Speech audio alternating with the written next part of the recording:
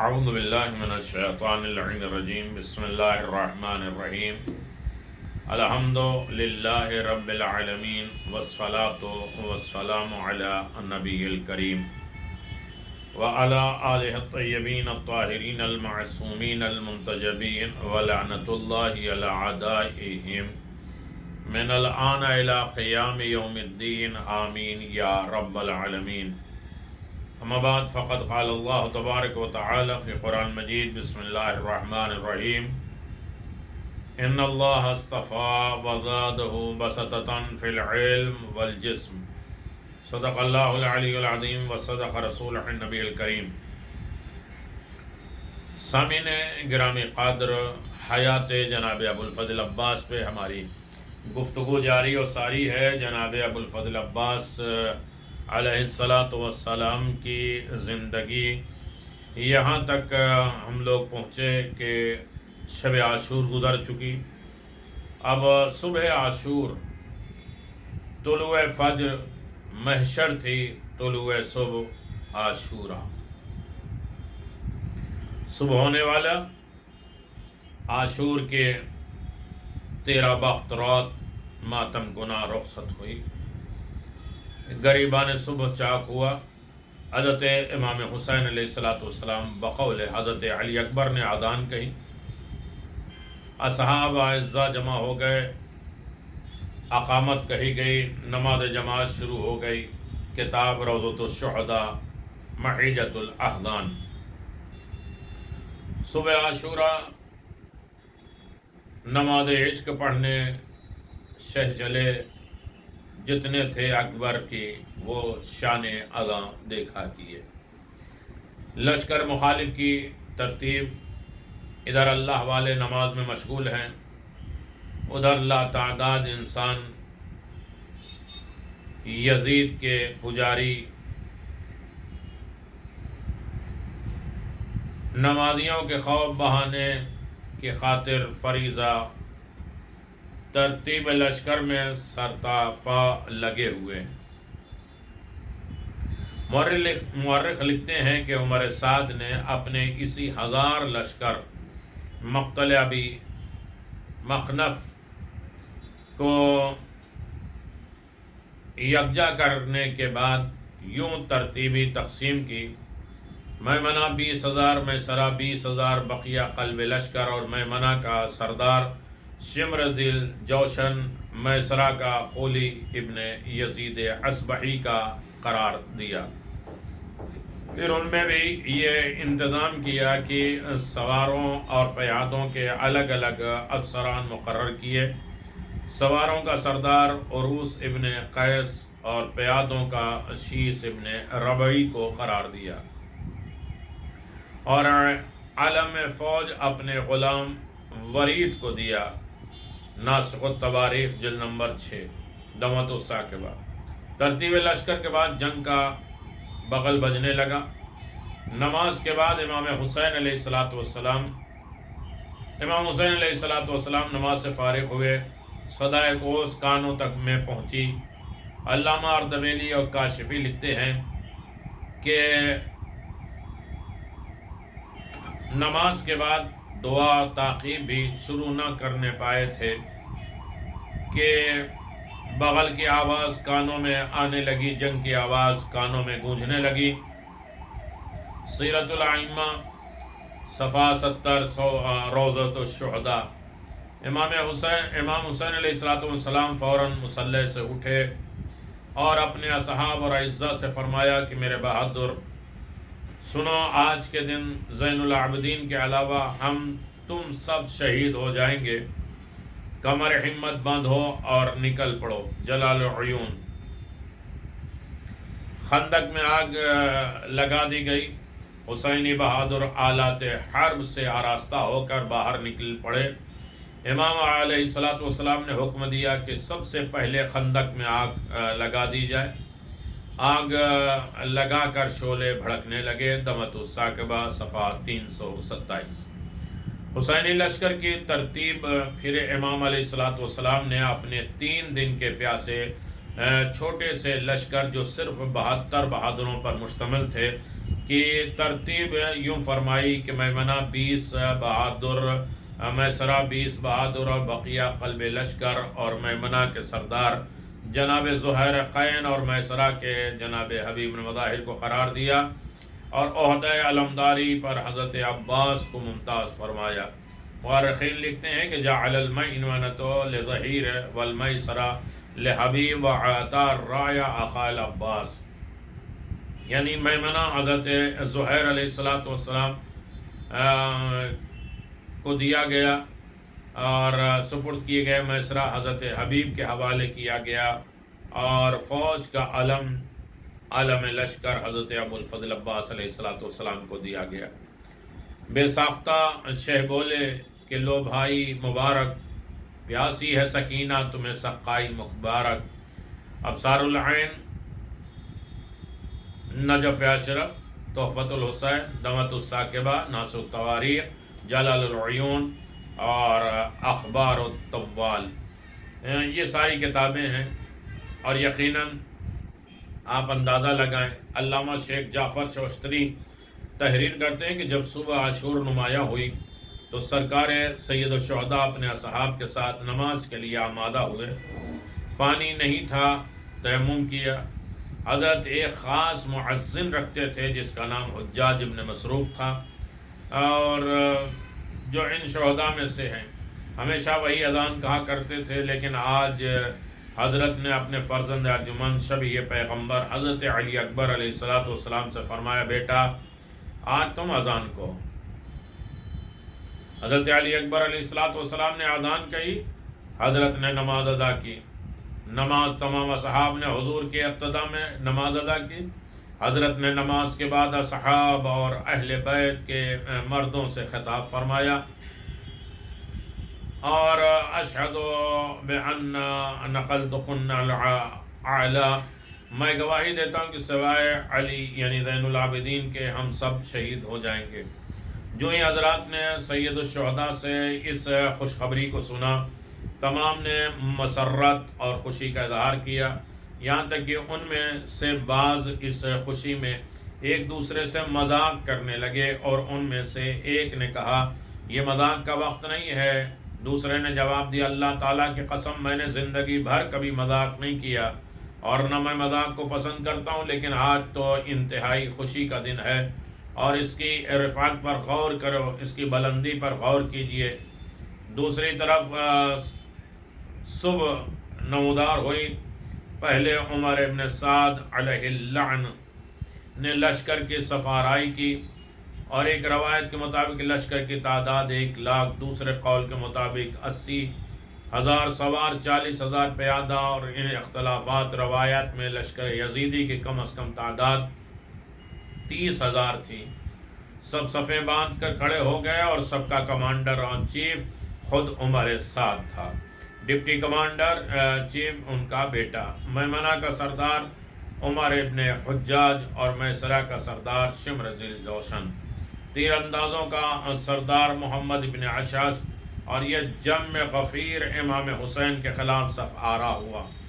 سید الشہداء سرکار امام حسین نے بھی صف آرائی فرمائی، اور زیادہ سے زیادہ لشکر کی تعداد 145 اور کم از کم 72 تھی، 42 پیدل، 30 سوار۔ میمنہ کے سردار حبیب بن مظاہر، میسرہ کے زہیر بن قین، اور ایک علم حضرت حبیب بن مظاہر کے ہاتھوں میں، اور رایت سب سے بڑا علم حضرت ابو الفضل عباس علیہ السلام کے قبضے میں تھا۔ سب باندھ کر کھڑے ہو گئے۔ الارشاد، ارشاد الاعضاء، ترجمہ الموعظۃ البقاء۔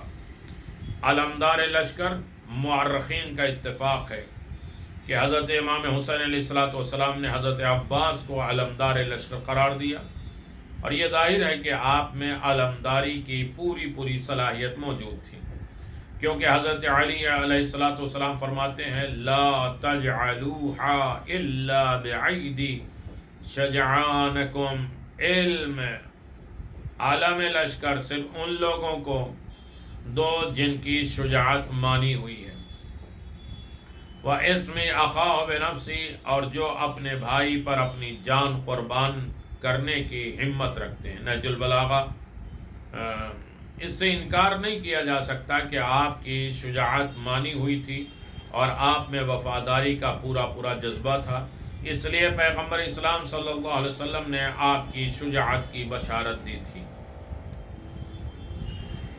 انتخاب علمداری کے بعد علمداری کا انتخاب ہو چکا، حضرت عباس اس عہدہ جلیلہ پر فائز ہو چکے ہیں۔ اب حضرت زہیرقین اور جناب عبداللہ ابن جعفر ابن عقیل کے پاس جاتے ہیں، اور جن کے دست مبارک میں علم تھا، جا کر کہا یا اخی ناولنی الولایہ، بھائی ذرا علم مجھے تو دو، کبریت احمر۔ انہوں نے علم حسینی حضرت زہیر کے ہاتھوں میں دے دیا، اور وہ اسے لیے ہوئے حضرت عباس علیہ السلام کے پاس آئے اور کہا اے میرے سردار امام حسین کے قوت بازو، یہ علم لو۔ حضرت عباس نے ہاتھ بڑھایا اور حسینی عطیہ کو لے کر آنکھوں سے لگایا اور بوسہ دیا۔ منصب جو ملا حیدر و جعفر کو نبی سے، ان کو وہ ملا آج حسین ابن علی سے۔ زہیرقین نے کہا کہ اگر آپ اجازت دیں تو آج وہ بات کہہ دوں جو عرصے سے تمنا کی صورت چھپائے ہوئے ہوں۔ عباس علیہ السلام نے فرمایا کہ ہاں کہو، کوئی حرج نہیں ہے، تم جو کچھ بھی کہو گے متواتر اسناد روایت کی حیثیت سے رکھتا ہوگا۔ زہیر نے کہا کہ تمہیں معلوم ہوا ہو کہ اے عباس کہ تمہارے باپ حضرت علی ابن ابی طالب نے جب ارادہ کیا کہ تمہاری ماں جناب ام البنین سے عقد کریں، تو اپنے بھائی جناب عقیل سے جو انساب نسب عرب سے واقف تھے، فرمایا اے بھائی میں تم سے یہ چاہتا ہوں کہ تم میرے لیے کوئی ایسی عورت تجویز کرو جو بڑے خاندان اور اچھے حسب نسب والی اور بہادر گھرانے کی ہو، تاکہ اس سے کوئی ایسا لڑکا پیدا ہو جو نہایت بہادر اور مضبوط ہو، اور میرے اس حسین کا قوت بازو بن کر کربلا کے میدان میں مددگار ہو۔ اے عباس، تمہارے باپ نے تم کو آج ہی کے دن کے لیے ذخیرہ کیا تھا، دیکھو آج اپنے بھائی بہنوں کی مدد میں کوئی دقیقہ تم نہ چھوڑ دینا۔ یہ سننا تھا کہ حضرت عباس علیہ السلام جوش شجاعت سے کانپنے لگے، اور راوی کہتا ہے کہ فَأَرْتَعْدَ الْعَبَّاسِ وَتَمْتَعْ بِرَكَابِهِ عَلَاقَتِهِ، یہ سن کر عباس اٹھے اور ایک ایسی شجاعانہ انگڑائی لی کہ رکاب ٹوٹ گئے، اور فرمائے یا زہیر تشجعنی فی مثل هذا اليوم، اے زہیر تم آج جیسے دن مجھے شجاعت دلاتے ہو، واللہ لا رعنک ما رأیت قط، اللہ تعالیٰ کی قسم آج ایسا جوہر شجاعت دکھاؤں گا کہ تم نے کبھی نہیں دیکھا ہوگا۔ اللہ اکبر۔ اسرار الشہادت صفحہ 319۔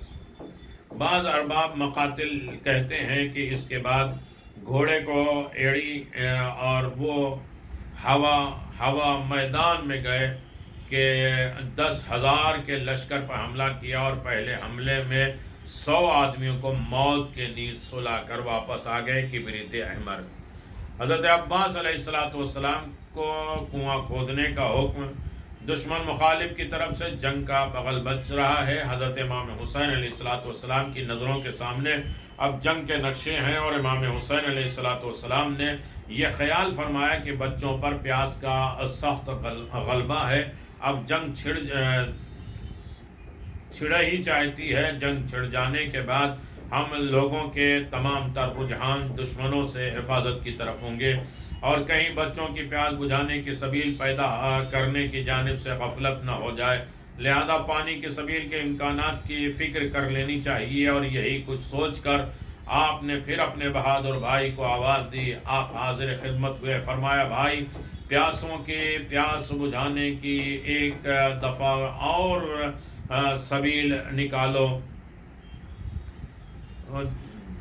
حضرت عباس علیہ السلام نے عرض کیا جو حکم ہو ارشاد ہو، کنواں کھودو شاید پانی برآمد ہو۔ حضرت عباس علیہ السلام نے اور نوجوان بنی ہاشم کو ساتھ لے کر کنواں کھودنا شروع کیا، لیکن پانی برآمد نہ ہوا۔ اسی حکم حسینی کے متعلق مورخین نے عیون الفاظ یہ لکھے ہیں۔ پھر آپ نے بھائی حضرت عباس علیہ السلام کو بلایا اور فرمایا کہ اپنے عزیزوں کو جمع کر کے کنواں کھودو، اور انہوں نے کنواں کھودا لیکن بند کر دیا، اور پھر کئی کنویں کھودے لیکن سب بند کر دیے گئے۔ اس محنت و مشقت سے پیاس کا غلبہ اور بڑھ گیا۔ بعض کتابوں میں ہے کہ حضرت عباس علیہ السلام نے جب 5واں کنواں کھودا، فَإِذَا أَبْلَغَ الْمَاءَ جَعَ سَكِينَةً وَمَعَهَا الرَّقُودُ، جب پانی برآمد ہوا تو سکینہ کوزہ لیے ہوئے بہتاب کنویں پر آئیں اور کہنے لگیں کہ اے چچا مجھے ایک جام آپ دے دیجئے کیونکہ میرا دل پیاس سے جل گیا ہے۔ فبکل عباس بکان شدیدہ و ملا اور رقب، یہ سن کر حضرت عباس بہت روئے اور کوزہ پانی بھر کے دیا، اور جو ہی سکینہ نے چاہا کہ پانی پیے، ناگاہ دشمن نیزہ و تلوار لیے ہوئے آ پہنچے تاکہ پانی نہ پیے اور کنویں کو بند کر دیں، اور سکینہ یہ حال دیکھ کر روتی ہوئی بھاگ گئیں، چلی گئیں اور تناب خیمہ میں الجھ کر گر پڑیں، بیٹھ گئیں، اور یقیناً پھوپھی جناب زینب سلام اللہ علیہ آئیں، اور پھوپھی اماں آپ نے یہ ماجرا دیکھا کہ پانی ہاتھ میں آ کر جاتا رہا، ان ظالموں نے وہ کنواں بھی بند کر دیا، اور اس وقت امام حسین پر نہایت ہی غم اور علم طاری ہو گیا۔ حضرت عباس امام حسین علیہ السلام کی خدمت میں حاضر ہو کر اذن جہاد مانگنے لگے، توضیح العذاب۔ لشکر عمر ابن سعد کی حرکت۔ طلوع آفتاب کے بعد دونوں طرف انتظامات درست کیے جا رہے ہیں۔ دن چڑھ گیا۔ ناشتہ پانی سے فراغت کے بعد بقول عبد الحمید ایڈیٹر نے مولوی دہلی ٹھیک 10 بجے لشکر والوں کو عمر ابن سعد کا فوری حکم ملتا ہے، حسین کو قتل کرنے کے لیے آگے بڑھو، اور دل فوج نے حرکت کی اور 3 دن کے بھوکے پیاسے تھوڑے سے مسافروں کو قتل کرنے دشمنان اسلام آگے بڑھے، اور کتاب شہید اعظم عبد الحمید حضرت امام حسین علیہ السلام اس وقت خیمے میں تھے، گھوڑوں کی ٹاپوں کی آوازیں سنی، حضرت رسول اللہ صلی اللہ علیہ وسلم کا صلاح جنگ طلب فرمایا، رسول اللہ صلی اللہ علیہ وسلم کے زیب تن کی امامہ صحاب سر پر رکھا، تلوار حمائل فرمائی، اور نیزہ بدست باہر نکل پڑے، اور اپنے اصحاب باوفا کو مخاطب کر کے فرمایا، میرے جانبازو، آج علی ابن الحسین کے علاوہ ہم سب کو قتل ہو جانا ہے، لہذا بڑے استقلال، صبر و ہمت، بہادری سے جان دینی چاہیے۔ ناسخ التواریخ۔ ابھی آپ اپنے اصحاب کو پوری جمع مردی سے مرنے کی تلقین فرما رہے تھے کہ دشمن آ پہنچے اور خیمہ کو اپنے حلقے میں لے لیا۔ خندق کے ارد گرد آگ جلا دی گئی۔ شمر بولا، یا حسین اتعجلت بالنار قبل یوم القیامہ؟ لا حول ولا قوة اللہ استغفر۔ حسین کیا تم نے قیامت سے پہلے ہی آگ اپنے آپ کو پہنچا دیا؟ حضرت نے فرمایا، چرواہے کے بیٹے، آگ کا تو حقدار ہے، جہنم تو جائے گا، ہم تو جوانان جنت کے سردار ہیں، انشاءاللہ جہنم کے ایندھن بن کر رہے گا۔ اس کے بعد حضرت مسلم نے اوسجا نے حضرت کی خدمت میں دست برتاس کی، مولا اجازت دیجئے اس دشمن خدا کو تیر سے ہلاک کر دوں۔ حضرت نے فرمایا، ہے میرے بہادر مسلم، جانے دو، میں ابتدائی جنگ نہیں کر سکتا۔ ہمارے ساتھ کا لشکر آپ کے خیمے کے قریب ہے، اب آپ چند صحاب کو لیے ہوئے آگے بڑھے۔ جناب برائر ابن خضیر سے فرمایا کہ ذرا ان بختوں کو پھر سمجھاؤ، شاید ان کی سمجھ میں آ جائے اور اس جنگ سے باز آ جائیں۔ جناب برائر آگے بڑھے اور اچھی طرح فرمائش کی، اور یہ بھی کہا کہ اے دشمنوں، یہ بھی تو سوچو کہ تم ہی نے یہاں بلایا مگر کسی پر کچھ اثر نہ ہوا، اور جواب یہی ملا کہ ہم کچھ نہیں جانتے، اگر حسین بیعت نہیں کرتے تو ہم قتل کیے بغیر نہ چھوڑے جاتے۔ برائر واپس آئے اور حضرت سے واقعہ بیان فرمایا۔ حضرت خود آگے بڑھے اور فرمایا سنو، میں پیغمبر اسلام صلی اللہ علیہ وسلم کا نواسا علی و فاطمہ کا بیٹا ہوں۔ حضرت حمزہ، حضرت جعفر طیار میرے چچا تھے، میرے لیے ہی سید شباب اہل جنہ کہا گیا۔ اگر تمہیں یقین نہ آئے تو جابر، ابو سعید، سہیل، زید ابن ارقم، انس جیسے اصحاب رسول سے پوچھ لو۔ کتاب دمۃ الثاقبہ، صفحہ 327۔ ارے مجھے یہ تو بتاؤ کہ تم مجھے کیوں قتل کر رہے ہو؟ کیا میں نے کوئی سنت بدل دی ہے؟ کوئی شریعت کا حکم بدل دیا ہے؟ تمہارا کوئی حق غصب کر لیا ہے؟ آخر میں کیا کیا ہے؟ آخر میں نے کیا کیا ہے؟ اس کا جواب شمر نے یہ دیا کہ اللہ تعالیٰ کی قسم ہم سنتے ہی نہیں کہ تم کیا کر رہے ہو۔ دمۃ الثاقبہ۔ فقالوا له عنا نقتل بغض لأبی، اور ایک جماعت نے کہا کہ ہم تو تمہیں تمہارے باپ علی کی دشمنی میں قتل کر رہے ہیں معاذ اللہ۔ کتاب ینابع المودہ۔ آپ کو ایسے محمل جواب ملے مگر آپ نے سمجھانے بجھانے میں کمی نہیں کی۔ پھر آپ نے ایک بلند قد اونٹ طلب کیا اور اس پر سوار ہو کر مسلم نما کافروں کے سامنے تشریف لائے اور قرآن مجید کھول کر ان سے کہا یہ قرآن مجید تمہارے درمیان میں ہے، تم سوچو کہ تمہیں کیا کرنا چاہیے۔ غرض کہ حضرت نے بڑی کوشش کی کہ خون نہ بہایا جائے، لیکن دشمنوں نے ایک نہ سنی۔ ناسخ التواریخ جلد نمبر 6۔ جب آپ کو قطعی طور پہ معلوم ہو گیا کہ دشمن اسلام اپنے ارادے سے باز نہیں آئیں گے تو آپ نے بارگاہ خداوندی میں دعا کے لیے ہاتھ اٹھائے۔ مالک، ہر مصیبت اور بلا، ہر شدت اضطراب میں تو ہی میرے دل کی تمام امیدوں کا مرکز ہے، اور تو ہی ہر جان کا ہی میرا ملجا اور ماوا ہے۔ بے شک تیری ہی دم سازی پر مجھے اعتماد اور کارسازی پر بھروسہ ہے۔ مالک، بہت سی ایسی مصیبتیں اور بے چنگاریاں ہیں،